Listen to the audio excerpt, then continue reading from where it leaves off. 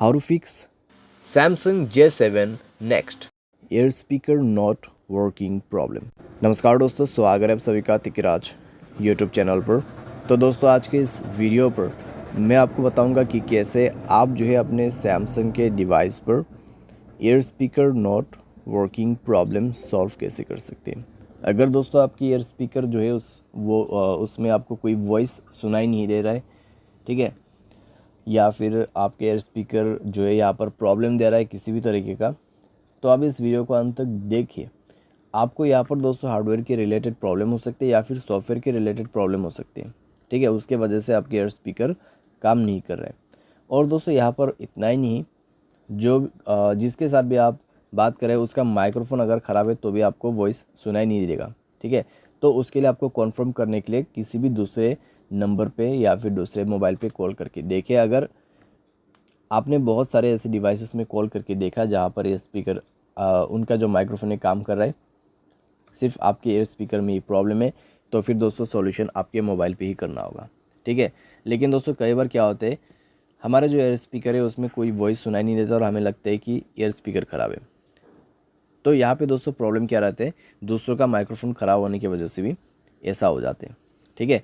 तो आपको पहले कॉन्फर्म करना है कि आपके जो एयर स्पीकर है वो ख़राब है या नहीं है। अगर यहाँ पर प्रॉब्लम दे रहा है तो आप इस वीडियो को अंत तक ज़रूर देख लेना। वीडियो शुरू करने से पहले दोस्तों, अगर आपने चैनल को सब्सक्राइब नहीं किया है तो सब्सक्राइब करें, बेल आइकन को क्लिक करें, और अगर आप ऑनलाइन पैसा कमाना चाहते हैं तो वीडियो डिस्क्रिप्शन पर आपको लिंक मिल जाएगा।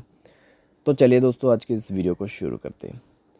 तो दोस्तों यहाँ पर आपको सबसे पहले करना क्या है, अगर एयर स्पीकर ख़राब हो जाते तो एक बार मोबाइल को रिस्टार्ट करें, अपना सिम को इजेक्ट करें, इंसर्ट करें, ठीक है। इससे नेटवर्क भी आपका यहाँ पर अच्छा हो जाएगा।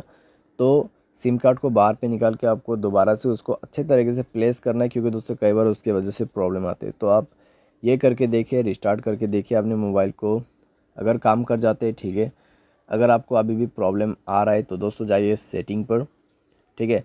स्क्रॉल डाउन करें, जनरल मैनेजमेंट पर जाके आपको रीसेट ऑप्शन सेलेक्ट करना है और रीसेट नेटवर्क सेटिंग पर क्लिक करके रीसेट सेटिंग पर दबा देना है और मोबाइल पासवर्ड दे के रीसेट कर देना है। उसके बाद दोस्तों आपको जाना है ऐप्स पर जाके दोस्तों आपको सेलेक्ट करना है फ़ोन सर्विस, ठीक है। तो आपको उसके लिए थोड़ा सा नीचे में स्क्रॉल डाउन करते हुए जाना है।